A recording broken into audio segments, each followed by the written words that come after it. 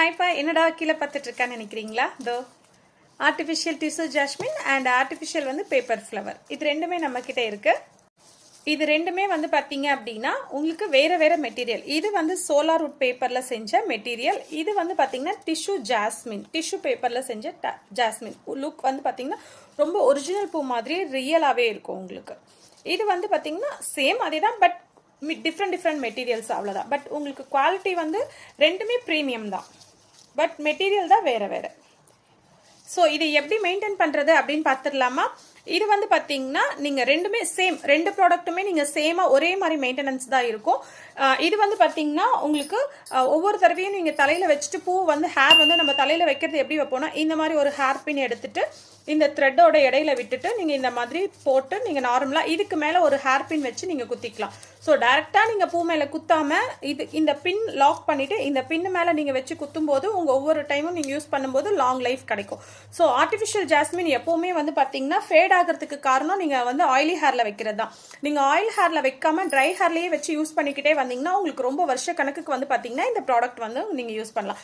Same அதே மாதிரி தான் இந்த டிஷ்யூ ஜாஸ்மினும் இதே மாதிரி நீங்கள் இந்த த்ரெட்டுக்கு நடுவில் விட்டு போட்டு எடுத்துக்கலாம். நீங்கள் இருங்க, நான் காட்டுறேன் உங்களுக்கு. இதே மாதிரி இதையும் இந்த மாதிரி போட்டுட்டு லாக் பண்ணிட்டு இந்த பின்னுக்கு மேலே நீங்கள் பார்த்தீங்கன்னா ஹேர் பின் வச்சு நீங்கள் யூஸ் பண்ணி குத்திக்கலாம். ஸோ இந்த மாதிரி artificial tissue jasmine and artificial paper பூவை எப்படி மெயின்டைன் பண்ணணும்னா ரொம்ப ரொம்ப சிம்பிளான வே தான். நீங்கள் ப்ராடக்ட் ஒவ்வொரு தடவையும் யூஸ் பண்ணும்போது உங்கள் ஹேர் ட்ரையாக இருக்க மாதிரி பார்த்துக்கோங்க. ஹேர் வாஷ் பண்ணிவிட்டு அதுக்கப்புறம் யூஸ் பண்ணுங்கள். இதுவே நீங்கள் ஆயிலி ஹேரில் யூஸ் பண்ணும்போது ப்ராடக்ட் கலர் மட்டும்தான் சேஞ்ச் ஆகும், கொஞ்சம் ஃபேட் ஆகும், ஒரு மாதிரி எல்லோ ஷேடாக மாறிடும். ஸோ இப்போ இருக்கிறது ஒயிட்டாக இருக்குது, உங்களுக்கு இது அப்படியே எல்லோவாக மாற ஆரம்பிக்கும். ஸோ அதனால தான் நீங்கள் ட்ரை ஹேரில் யூஸ் பண்ணுங்க அப்படின்னு கேட்குறோம். நம்ம ஏன்னா ரொம்ப காஸ்ட் போட்டு நம்ம இந்த ப்ராடக்ட்டை வாங்குறோம் அப்படின்னா அதை அந்த அளவுக்கு மெயின்டைன் பண்ணிங்கன்னா உங்களுக்கு ரொம்ப நாளைக்கு வரும். ஸோ அதுக்காக தான் சொல்கிறோம்.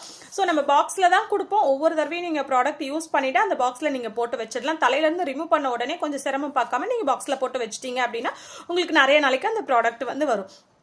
நிறைய பேர் நம்ம ப்ராடக்ட்டை வருஷ கணக்கில் யூஸ் பண்ணிட்டு இருக்காங்க. ஸோ அது எல்லாமே நீங்கள் ஃபீட்பேக்கில் பார்த்துட்டு இருப்பீங்க. கூகுளில் போயிட்டு ரிவ்யூவில் கூட செக் பண்ணி பாருங்க.